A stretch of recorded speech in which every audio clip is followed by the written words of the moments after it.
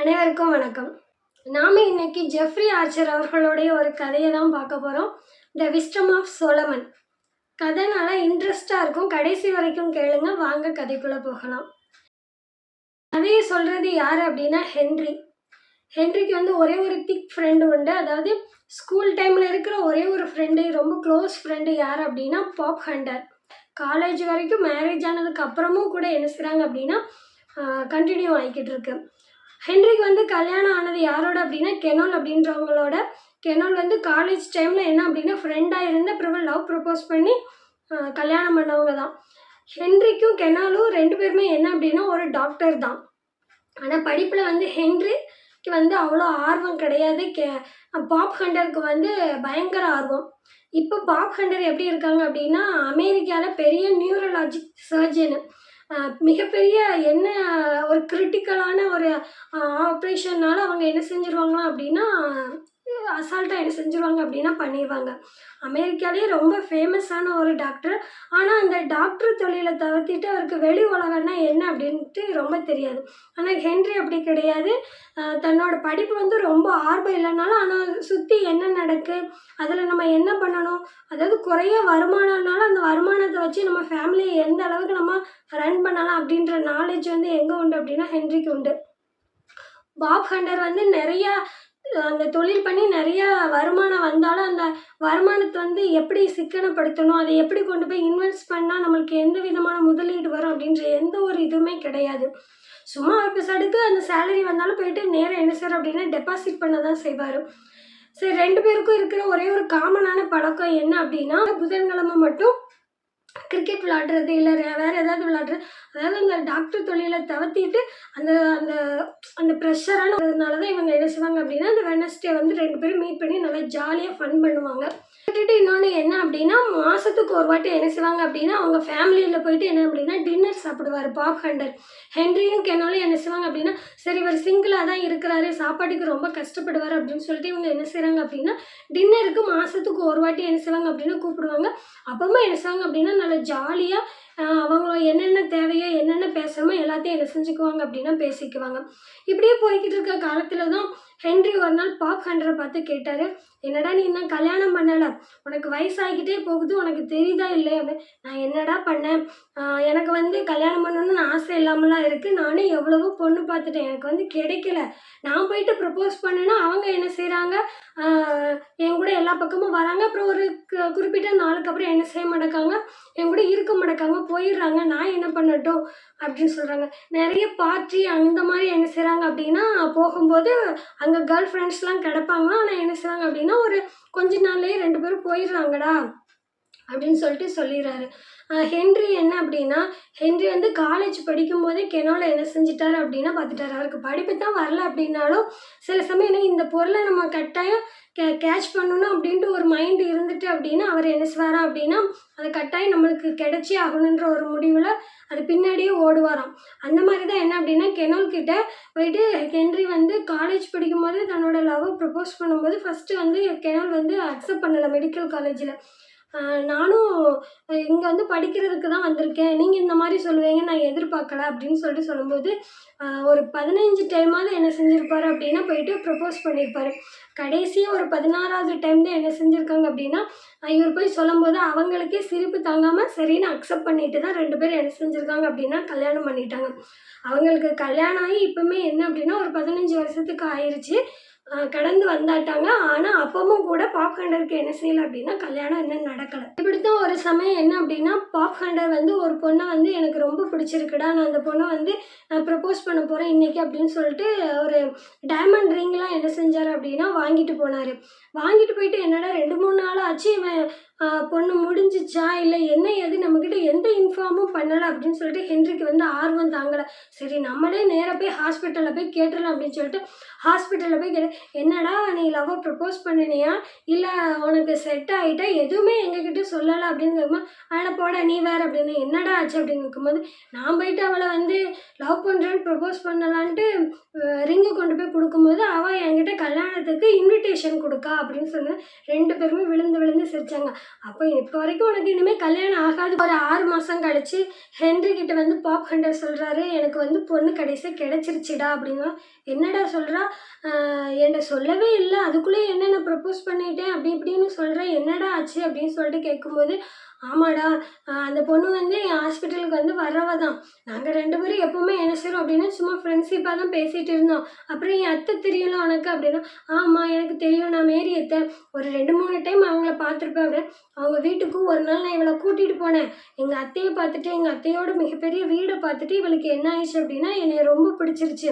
ஒருவேளை எனக்கு அப்பா அம்மா இல்லை, அத்தை கட்டுப்பாட்டில் தான் வளர்றேன்னு என் மேலே ஒரு பாசத்தில் இருந்து இவள் வந்து என் மேலே அன்பாக இருந்திருக்கலாம். அதனால் எனக்கு அந்த பொண்ணை வந்து ரொம்ப பிடிச்சிருக்கு. அவளாக தான் என்கிட்ட வந்து லவ் ப்ரப்போஸ் பண்ணனா. அதனால் கட்டாயம் இந்த பொண்ணு என்னை விட்டு போக மாட்டா. அவள் அழகுனா அழகு, அப்படி ஒரு அழகுடா. அவளை மாதிரி ஒரு கேர் பண்ண முடியாது, அவளை மணிக்கு என்னைய நல்லா பார்த்துக்க முடியாது, அந்த மாதிரி என்கிட்ட வந்து ரொம்ப அன்பாக இருக்காடா அப்படின்னு சொல்லும்போது ஹென்றி இப்படி கன்னத்தில் கை வச்சுட்டு பார்த்துக்கிட்டே இருந்தேன். ஏன்னா 40 வயசுக்கு அப்புறம் தன்னோட ஃப்ரெண்டுக்கு இப்போ தான் மனசுல இருந்து ஒரு பொண்ணை வர்ணிக்கிற அளவுக்கு வார்த்தையெல்லாம் வருதே அப்படின்னு சொல்லிட்டு ரொம்ப ஆச்சரியமாக பார்த்துட்டேன். சரிதான், இவன் வந்து ரொம்ப மூழ்கிட்டான் போல, அந்த பொண்ணு மேலே ரொம்ப அன்பாக இருக்கான் போலுக்கு.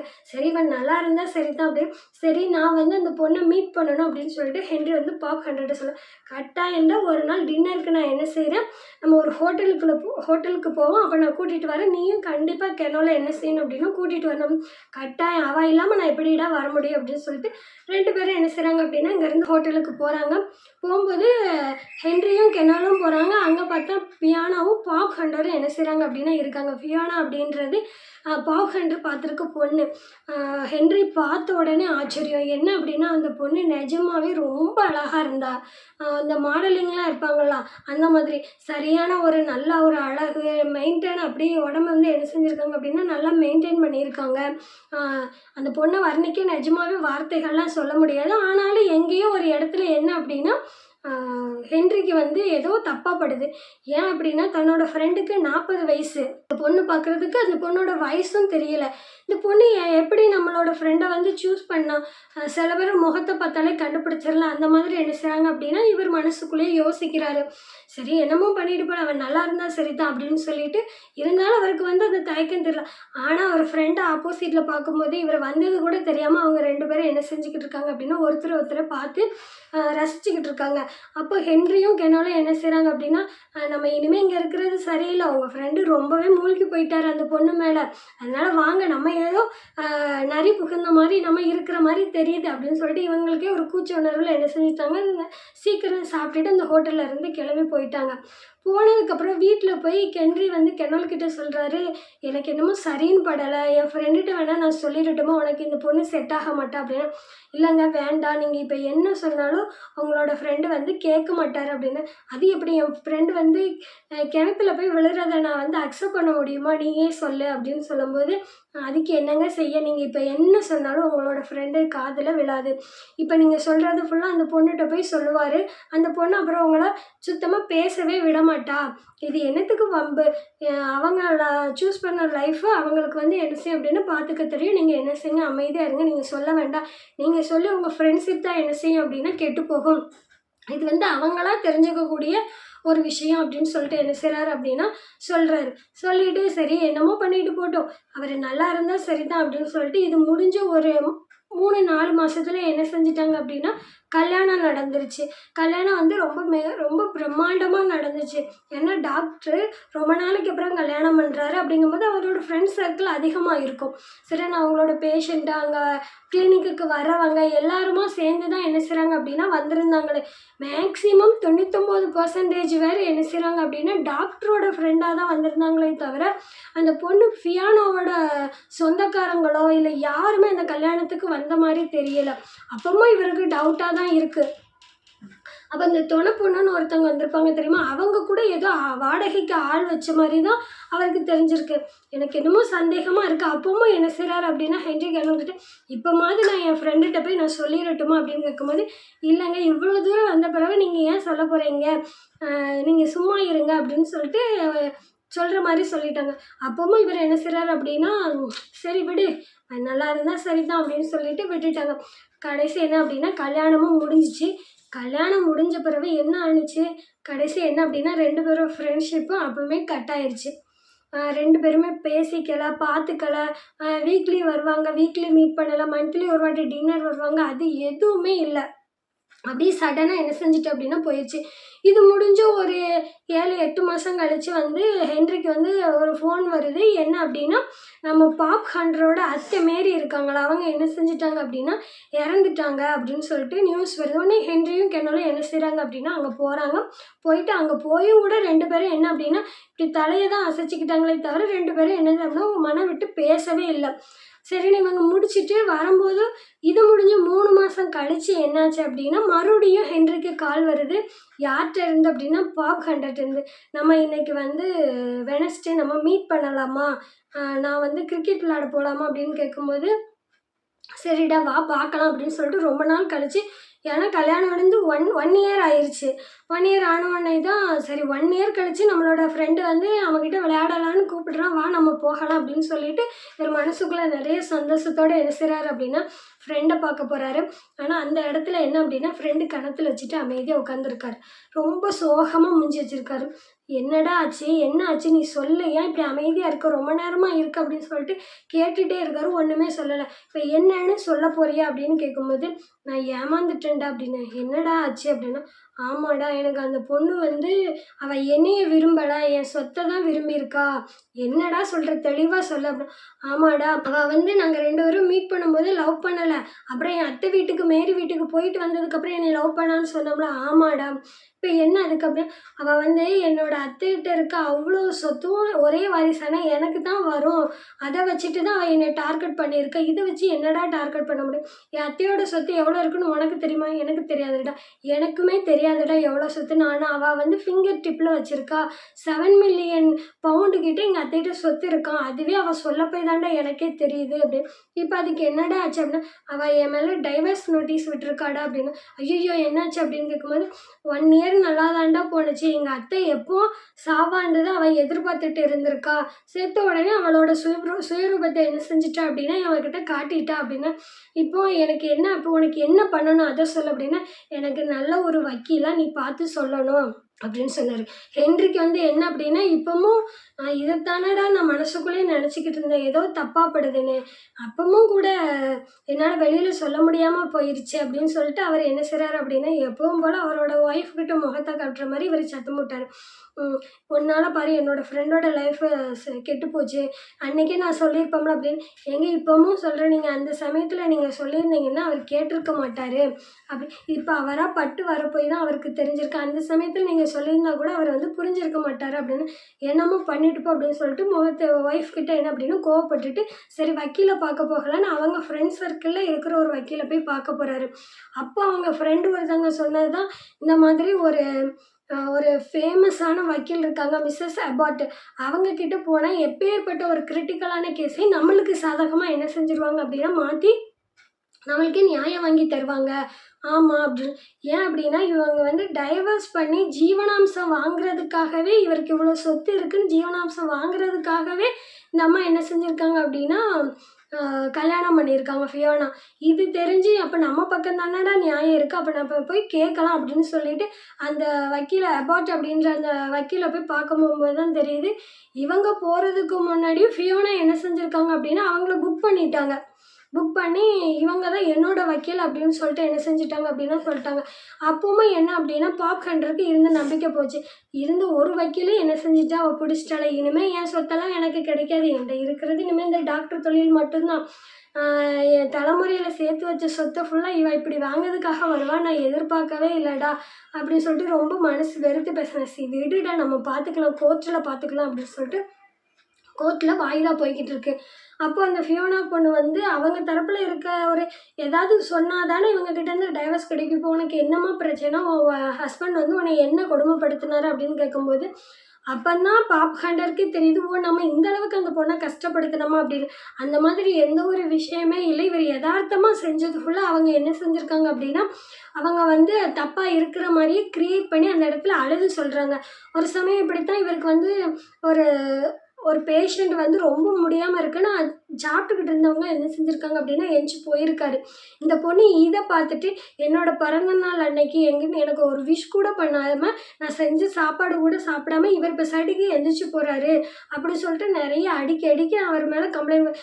இவர் எனக்கு சொத்தும் வேண்டாம், எதுவும் வேண்டாம், இந்த கல்யாண வாழ்க்கையே எனக்கு வேண்டான்டா, என்னை விட்டா போதும், இந்த பொண்ணு என்னைய பற்றி இப்படி ஏமா அபாண்டமாக பழி போடும்னு நான் நினச்சி கூட பார்க்கல அப்படின்னு சொல்லிட்டு ரொம்ப புலம்புறாரு.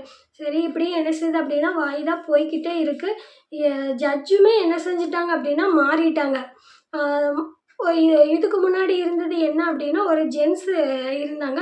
இப்போ என்ன அப்படின்னா ஒரு லேடிஸ் ஜட்ஜு என்ன செய்கிறாங்க அப்படின்னா வராங்க.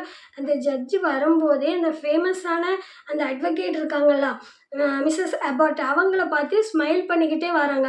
இவர் யோசிச்சுட்டாரு, சரி இப்போ தீர்ப்பு நம்ம பக்கம் எந்த விதத்துலேயும் கிடைக்காது, எல்லா சொத்தையும் அவட்ட கொடுத்துட்டு நம்ம போக வேண்டியதுதான் அப்படின்னு சொல்லிட்டு என்ன செய்கிறாரு அப்படின்னா புலம்புறாரு. இருடா நம்ம பார்க்கலாம் என்ன நடக்கு அப்படின்னு சொல்லிட்டு அந்த அம்மாவை என்ன செய்கிறாங்க அப்படின்னா விசாரிக்கிறாங்க. இப்போ என்னம்மா உனக்கு பிரச்சனை சொல்லு அப்படின்னு. இந்த மாதிரி நாங்கள் போன ஜட்ஜுக்கிட்டே எல்லாத்தையும் சொன்னோம் அப்படின்னு. சரிம்மா இப்போ உனக்கு என்ன தான் இது, அவர் வந்து உன்னை கொடுமைப்படுத்துகிறாரு, அவர்கிட்ட இருந்து உனக்கு வந்து ஜீவனாம்சம் வேணும் அவ்வளோதானே அப்படின்னு. ஆமாம் அப்படின்னு. சரி அவர்கிட்ட அவரோட தொழில் மட்டும்தானே இருக்குது, அவர்கிட்ட வேறு என்ன இருக்குது அப்படின்னு. இல்லை அவங்க அத்தை இப்போ தான் இறந்தாங்க, அவங்களோட சொத்து ஃபுல்லாக இவங்களுக்கு மட்டும்தான் வரும், சுமார் 7 மில்லியன் பவுண்டு கிட்ட அவங்கக்கிட்ட சொத்து இருக்குது, அதில் எனக்கு கொஞ்சம் கொடுத்தா போதும் அப்படின்னு சொல்லும்போது, ஓ 7 மில்லியன் பவுண்டு இருக்கா அப்படின்னு. ஆமாம் அப்படின்னு. அம்மா அந்த ஜட்ஜம்மா என்ன செய்கிறாங்க அப்படின்னா யோசிக்கிறாங்க. யோசிச்சுட்டு சொல்கிறாங்க, சரி அவரோட சொத்தோட பட்டியலாம் உனக்கு தெரியுமா அப்படின்னா. ஆமாம் தெரியும். இதில் எது உனக்கு தேவை, எது அவருக்கு போகணும் அப்படின்ற லிஸ்ட்டை நீ என்ன செய்கிற அப்படின்னா இன்றைக்கி உட்காந்து எழுதிட்டு நாளைக்கு என்ன செய்ய அப்படின்னா இந்த கோர்ட்டில் நீ கொண்டுட்டு வந்து கொடு, உனக்கான சொத்தை அந்த நீ கேட்குறத நாங்கள் உனக்கு கொடுத்துட்றோம், உனக்கு தேவை அவர்கிட்ட இருந்து ஜீவனாம்சம் தானே வேணும், நான் அதை உனக்கு என்ன செய்கிறேன் அப்படின்னா கொடுத்துட்றேன் அப்படின்னு சொல்லிட்டு சொல்லிட்டாங்க. அந்த இடத்துல ஃபியோனாவுக்கு பயங்கர சந்தோஷம். இந்த அம்மா வந்து இப்படி நம்மளே வந்து என்னென்ன வேணும் என்னென்ன வேண்டாங்கிறத நீங்கள் சொல்லுவாங்கன்னு நினைக்கல. அந்த அம்மா சந்தோஷத்தோடு என்ன செய்கிறாங்க அப்படின்னா போகிறாரு. இவர் என்ன செய்கிறாரு அப்படின்னா அப்படியே ஒரு இடத்துல மூலையில் கணத்தில் வச்சு உட்கார ஆரம்பிச்சிட்டாரு. அவ்வளோதான்டா, இனி எதுவுமே என்னால் பண்ண முடியாது அப்படின்ட்டு நைட்டு வீட்டுக்கு போயிட்டு 2 பேரும் ஃப்ரெண்டு 2 பேரும் குடித்த சிகரெட்டுக்கும் குடித்த ட்ரிங்க்ஸுக்கும் அளவே கிடையாது. மனுஷன் வந்து ரொம்ப பேசுகிறாரு.